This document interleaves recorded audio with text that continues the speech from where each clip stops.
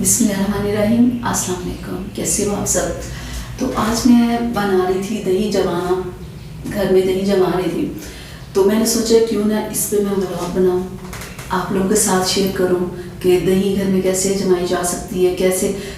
क्योंकि अब देखिए रमज़ान आ रहे हैं, तो रमज़ान में बाहर से जब आप दही लेके आते हो तो, और आपको पता है कितनी खट्टी और कितनी पतली सी दही होती है, खाने का कोई मज़ा नहीं आता। तो इसलिए रोज़ों में स्पेशल दही घर की होनी चाहिए, क्योंकि अगर घर की दही होगी तो वो बहुत अच्छी और बहुत मज़े की होगी और हेल्दी भी होगी, ना कि बाहर की बिल्कुल पानी जैसी दही। तो मैं दही जमाने लगी थी, तो मैंने सोचा इस पर मैं क्यों ना वीडियो बना लूँ, आप लोगों के साथ शेयर करूँ। तो अच्छा ख्याल है ना। तो चलिए अब हम लोग बनाते हैं, दही जमाते हैं और फिर देखते हैं कि वो कैसी जमती है। ठीक है, चलिए शुरू करते हैं।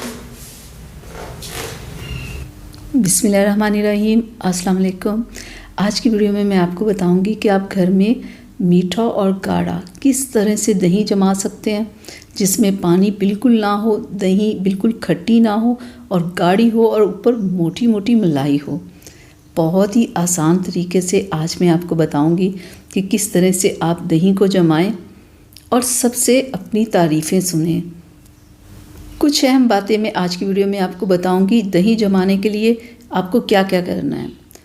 तो सबसे पहले हम लोग लेंगे 2 किलो दूध। आप देख लेना आपने दही कितने दूध की जमानी है, 2 किलो, 3 किलो या 1 किलो, उसी हिसाब से आप दूध ले लेना। तो मैं यहाँ 2 किलो दूध ले रही हूँ। और सबसे अहम बात कि आपने दूध को बॉयल करने के बाद आपने इसे हल्की आंच पे रख देना है और इसे गाढ़ा होने देना है। अगर आपका पतला दूध होगा तो कभी भी आपकी गाढ़ी और अच्छी कभी भी दही नहीं होगी। अगर पतला दूध होगा तो बहुत ही पतली सी आपकी पानी वाली दही होगी। यहाँ पे मैं 1 चम्मच इसमें चीनी ऐड कर दूँगी। ये दही को मीठा नहीं करेगा, ये दही को मज़ेदार बना देगा।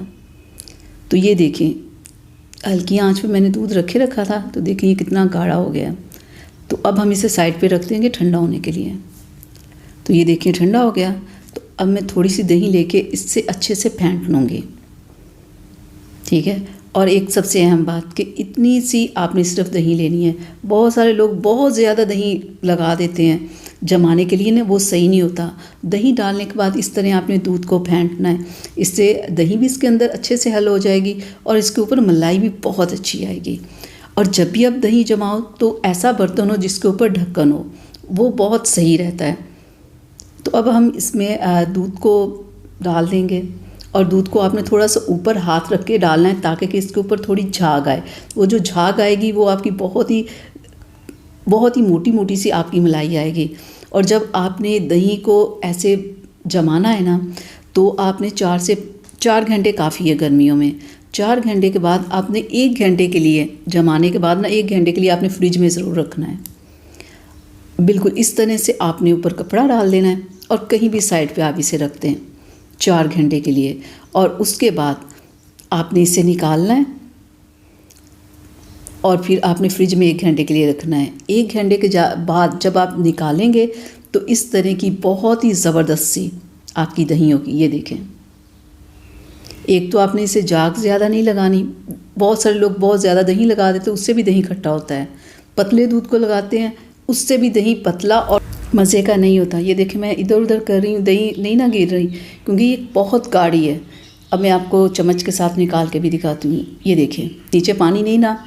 तो बस यही है कि ये देखिए कितनी गाढ़ी है। सिर्फ ये कि दूध को अच्छे से मैंने बॉयल किया, गाढ़ा किया और फिर मैंने दही को जमाया। ठीक है, एक दूध को आपने गाढ़ा करना है और दूसरा आपने दही ज़्यादा नहीं लगानी जमाने के लिए। और ज़्यादा टाइम के लिए अगर आप दही को एक साइड पे रख दोगे कि जमाने के लिए रखिए 6-6, 7-7 घंटे, इससे भी दही खट्टी हो जाती है, क्योंकि बाहर गर्मी में पड़े रहने से भी दही खट्टी हो जाती है। तो ये देखिए कितनी ज़बरदस्त ऊपर मलाई आई है, नीचे तक गाढ़ी दही है।